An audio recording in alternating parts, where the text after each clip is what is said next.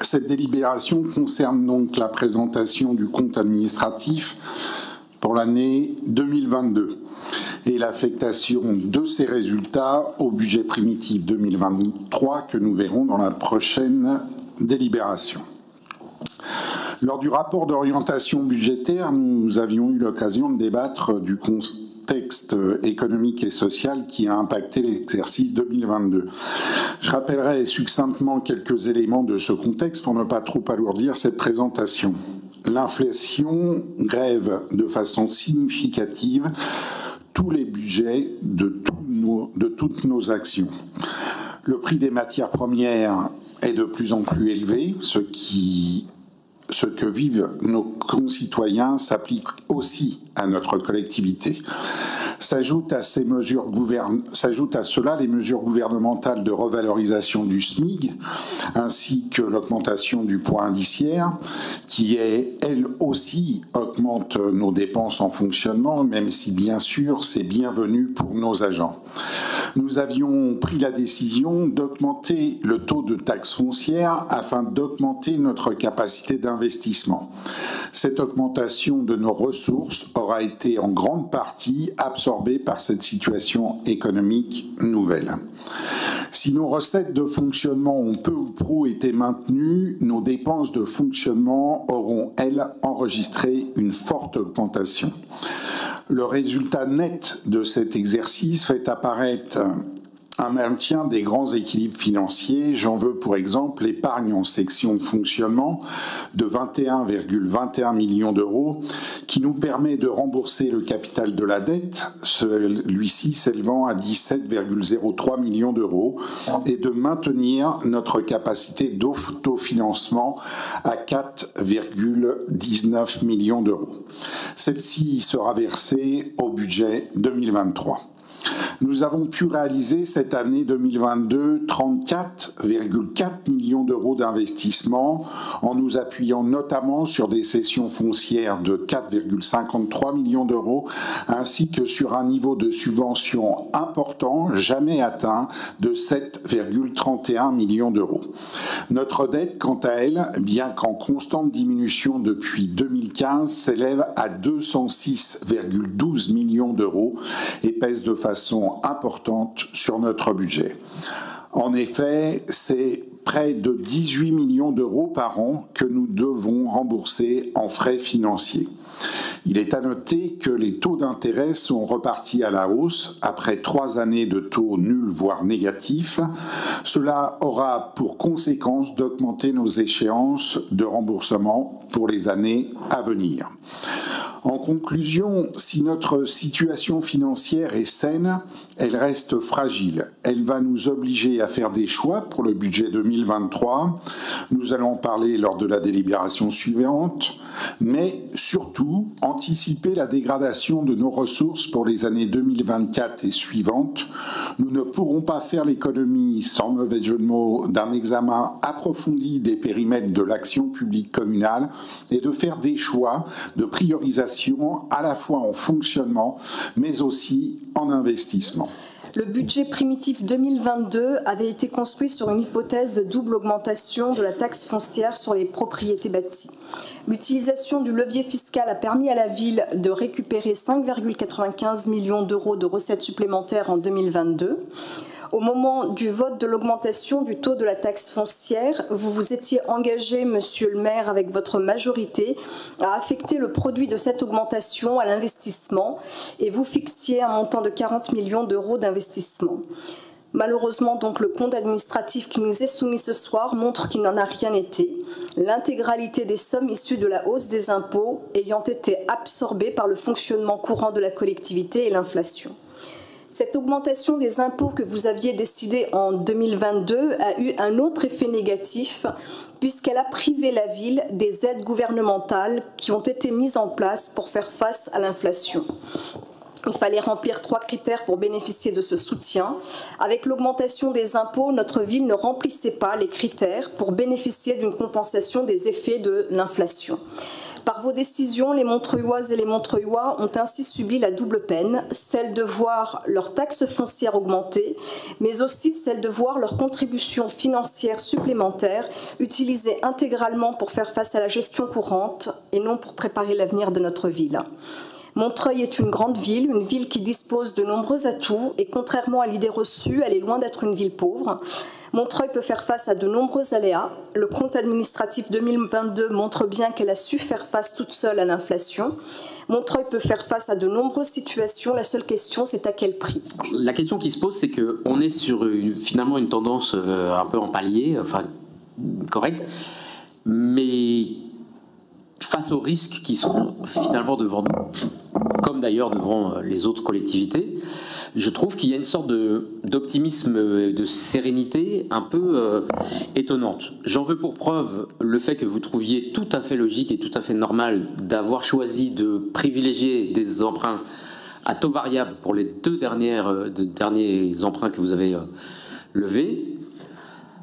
On peut s'interroger quand même, hein. Enfin, franchement, il y avait plutôt une tendance à sortir des emprunts à taux variable, y compris quand les taux étaient au plus bas et plutôt stables.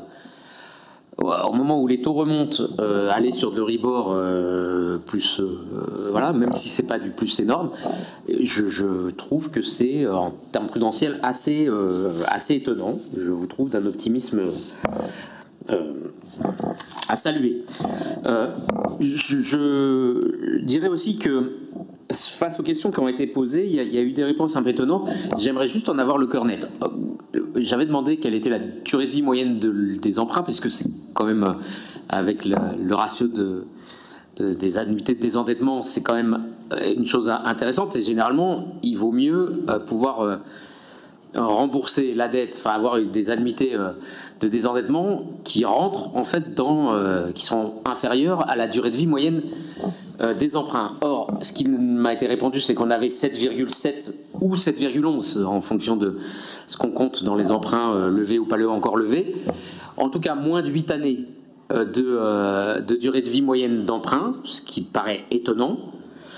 Et comme il a été dit que c'était pour le remboursement de la moitié de la dette, j'avoue que c'est une définition de la durée moyenne de vie des emprunts assez étonnante. Donc j'aimerais être sûr qu'on parle de la même chose. Si on prend la durée de vie complète des emprunts, est-ce qu'on est toujours à 7,7 ou 7,11 ? Enfin, pas 7,7, 7 ans et 7 mois et 7 ans et 11 mois, ou est-ce qu'on est sur, plus logiquement, une durée nettement plus importante? Donc ce serait bien de me répondre parce que ça ne donne pas tout à fait le même tableau, et je pense qu'on est sur quelque chose de plus rassurant que ce qui m'a été répondu. Sur d'autres sujets, on sait, et ça avait été pointé par la Chambre régionale des comptes dans son dernier rapport, il y a quelque chose qui pèse quand même sur les finances de la ville de façon très lourde, et qui est un héritage qui n'est même pas de votre prédécesseur, mais de celui d'avant, qui est l'installation des services de la ville, un peu contraints et forcés, dans une tour dont,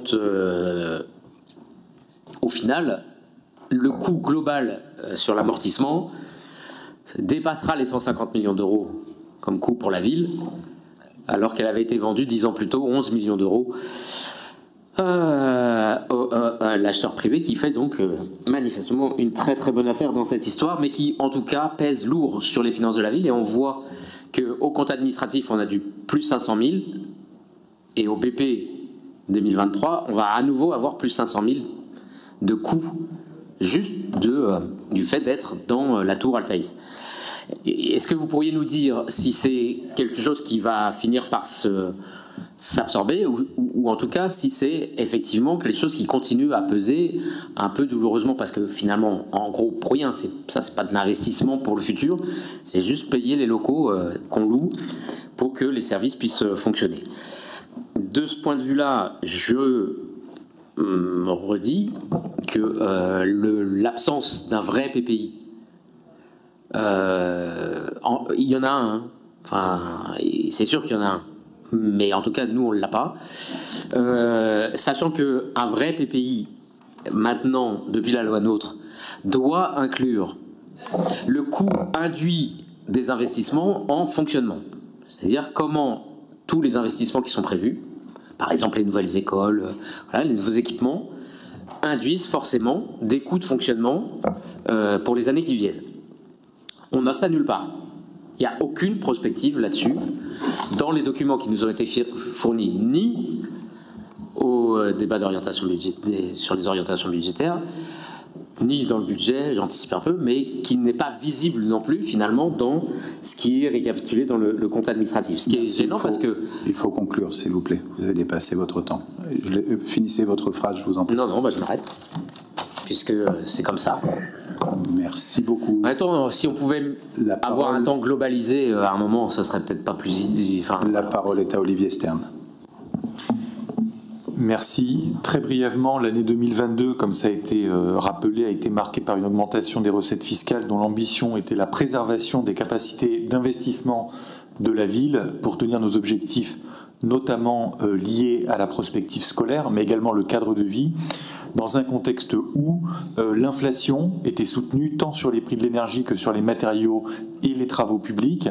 À cela s'est ajouté la bonne, nécessaire revalorisation du point et le renchérissement moins nécessaire évidemment du coût de l'argent résultant de la hausse des taux.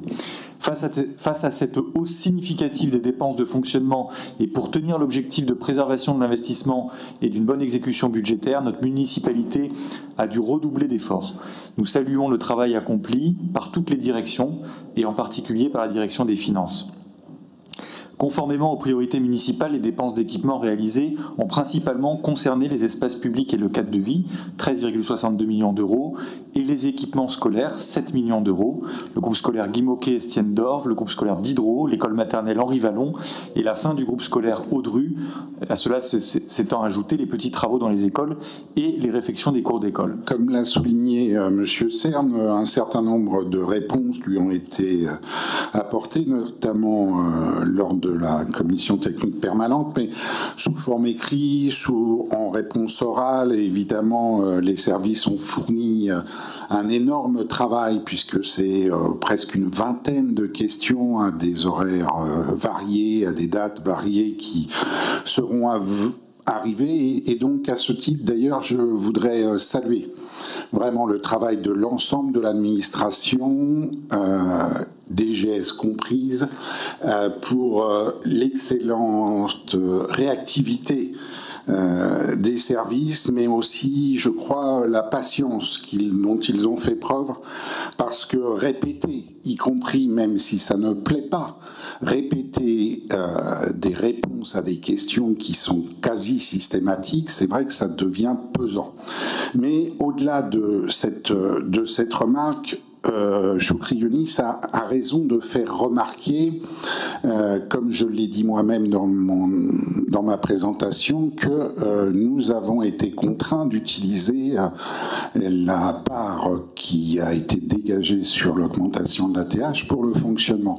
Mais pas pour le fonctionnement pour faire la fête, mais pour le fonctionnement tout simplement, je dirais, banal, que peuvent constater tous les ménages de Montreuil et de la région parisienne et plus largement de notre pays pour compenser l'augmentation des fluides, de l'électricité, du gaz, mais aussi de l'augmentation d'un certain nombre de matières premières et donc de prix qui nous ont été opposés par les entreprises. C'est cela dont on parle. C'est-à-dire que nous avons fait ce que nous pouvions avec les moyens dont nous disposons et nous avons maintenu un niveau qui est sensiblement celui des années précédentes à 35 millions.